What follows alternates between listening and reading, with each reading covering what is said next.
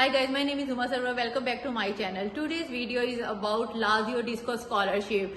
You know there are 20 regions in Italy and each region offer a separate scholarship. And today we're going to talk about Lazio's region. So उसकी base पे जो scholarship का name रखा गया है वो है लाजियो डिस्को स्कॉलरशिप. सो इस वीडियो में मैं आपको बड़ी डिटेल में सारे टॉपिक डिस्कस करूंगी, सारे क्वेश्चंस के आंसर दूंगी. For example, who can apply for this scholarship, how can you apply, eligibility criteria क्या होता है, मेरिट क्राइटेरिया क्या होगा, इसके अलावा आपकी अकोमोडेशन, बेनिफिट्स, आपको कौन कौन से डॉक्यूमेंट्स चाहिए. सो मैं I will answer all these questions in detail.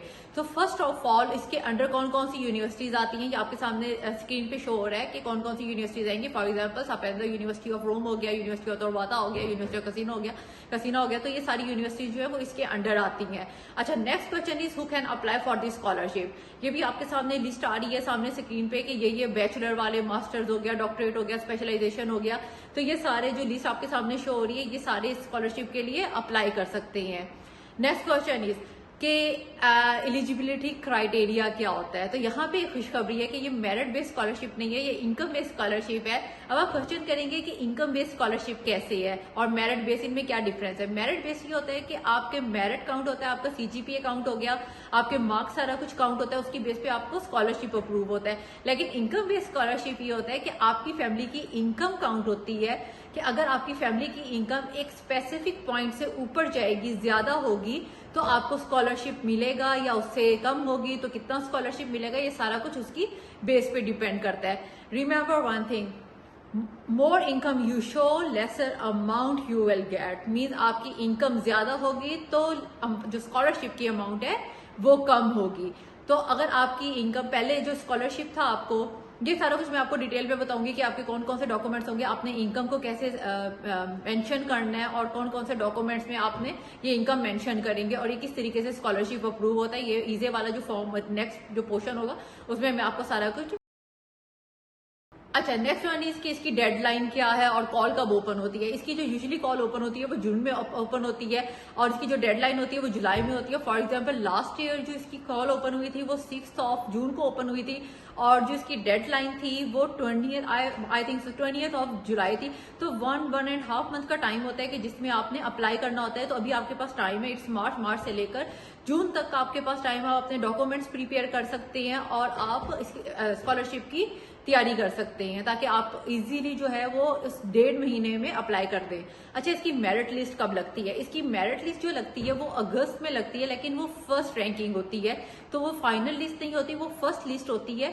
First list में ये होता है कि 3 रैंकिंग्स आती हैं, उसमें एलिजिबल आ जाएगा, सूटेबल आ जाएगा और विनर आ जाएगा. अगर ये तीनों में आपका नेम आ जाता है तो इट मीन्स कि आपका स्कॉलरशिप अप्रूव हो जाएगा.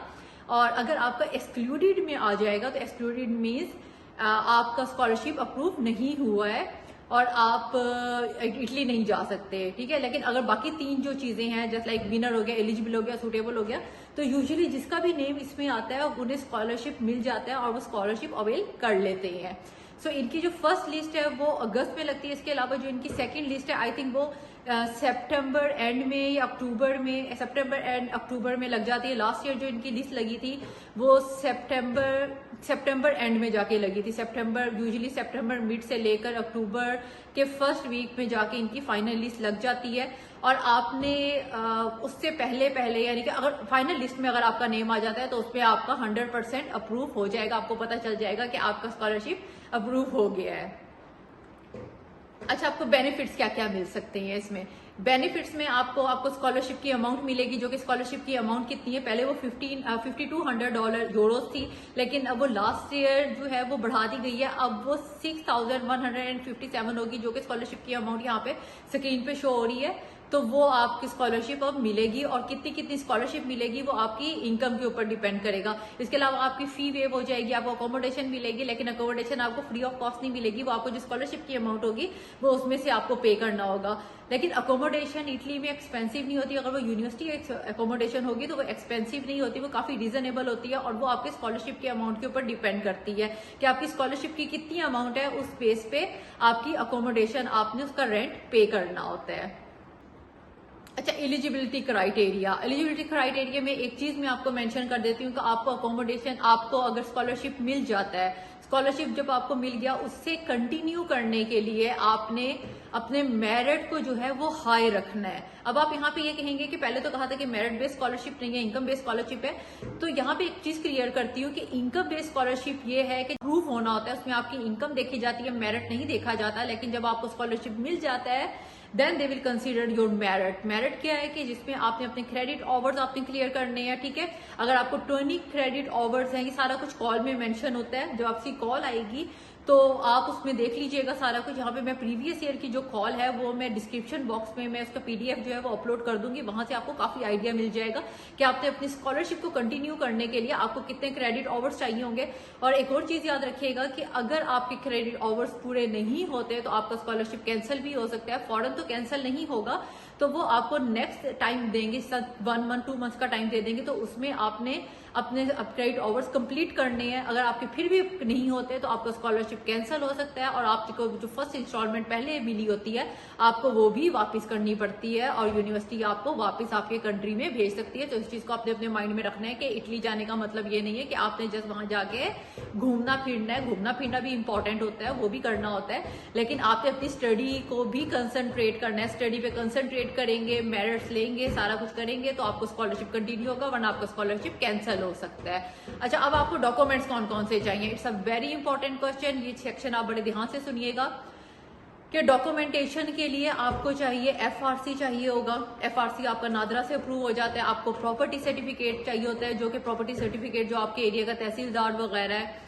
वहां से आपको प्रॉपर्टी सर्टिफिकेट मिल जाएगा। इसके अलावा इनकम सर्टिफिकेट चाहिए होगा। इनकम सर्टिफिकेट में आपने क्या मेंशन करना है कि आपकी फैमिली के जितने भी अफराद कमाने वाले हैं, जैसे कि आपके फादर, आपके ब्रदर, आपके सिस्टर, जो भी कमाने वाले हैं, उन सबकी इनकम उसमें मेंशन होती है। उस इनकम जो टोटल उसकी अमाउंट होती है, तो उस बेस पे आपने ईजे नहीं बनवाना, आपने सिर्फ और सिर्फ वो आपने सबमिट करवाना होता है। वो जब आप इटली जाएंगे तो आपने वहां पे एक इटालियन बॉडी है, वहां जाके अगर आप उन्हें सबमिट करवाएंगे तो वहां पे आपका ईजे फॉर्म बनेगा आपकी फैमिली की इनकम की बेस पे। अच्छा, प्रॉपर्टी सर्टिफिकेट में मैं आपको एक चीज मेंशन कर देती हूँ कि अगर आपके फादर के नाम प्रॉपर्टी है तो वो आपकी प्रॉपर्टी, अगर आप दादा दादी, नाना नानी, चाचू चाची जिसे भी घर में रह रहे हैं तो वो आपकी प्रॉपर्टी कंसीडर नहीं होती, वो आपका रेंट का घर कंसीडर होता है, वो आपकी प्रॉपर्टी कंसीडर नहीं होगी। लेकिन काफी स्टूडेंट्स को मैंने देखा है कि ईजे की अमाउंट को बैलेंस करने के लिए वो अपनी प्रॉपर्टी को उसमें मेंशन करते भी नहीं, क्योंकि उन्होंने यूजुअली आके चेक भी नहीं करना होता कि आपकी प्रॉपर्टी है, आपकी प्रॉपर्टी है भी कि नहीं।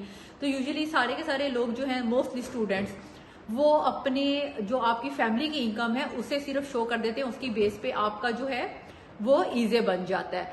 अच्छा, एक और चीज मैंने आपको ये चीज तो बता दी कि जितनी आपकी इनकम कम होगी स्कॉलरशिप अमाउंट ज्यादा होगा। यहाँ पे एक और चीज याद रखिएगा, अगर 9000 यूरो से कम की इनकम आपकी शो होगी तो आपका स्कॉलरशिप थोड़ा डाउट में पड़ जाएगा कि आपका स्कॉलरशिप नहीं मिल सकता। तो $9000 से ज्यादा की इनकम होनी चाहिए। यहाँ पे जो स्क्रीन पे आपको लिस्ट शो हो रही है, एक टेबल शो हो रहा है, उस टेबल को आप देखिए। उस टेबल में मैंने एक चीज मेंशन की है, सारा कुछ मेंशन किया हुआ है कि आपका ईजे किस बेस पे होगा, आपका स्कॉलरशिप किस बेस पे होगा। अगर आपके ईजे की वैल्यू जो है वो 12,186 से कम है, यूरो से कम है, तो आपको जो स्कॉलरशिप मिलेगा वो 7,081 मिलेगा, यानी कि 15% इंक्रीज हो सकता है, क्योंकि आपकी फैमिली की इनकम जो है वो कम है।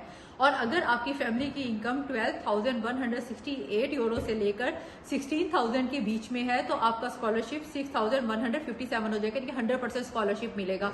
और अगर आपकी फैमिली की इनकम जो है 16,000 से ज्यादा है तो आपका स्कॉलरशिप 3,078 यूरोज आपको मिलेगा।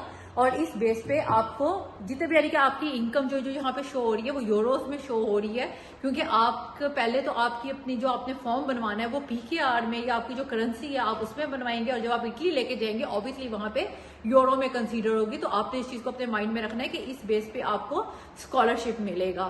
सो इस वीडियो में मैंने आपको डिटेल में बता दिया है कि आप कौन अप्लाई कर सकते हैं, कौन कौन सी यूनिवर्सिटीज इसके अंडर आती हैं, कैसे अप्लाई कर सकते हैं, बेनिफिट्स आपको क्या क्या मिलेंगे, उसके अंदर कौन कौन से डॉक्यूमेंट्स आपको मिलेंगे। अच्छा, एक और चीज मैं आपको बता देती हूँ कि जब आपने इसका एप्लीकेशन फॉर्म फिल कर रहे होंगे उस टाइम पे आपने कोई डॉक्यूमेंट अपलोड नहीं करना। उस टाइम पे सिर्फ आपका पासपोर्ट और डीओवी है जो है वो अपलोड होता है।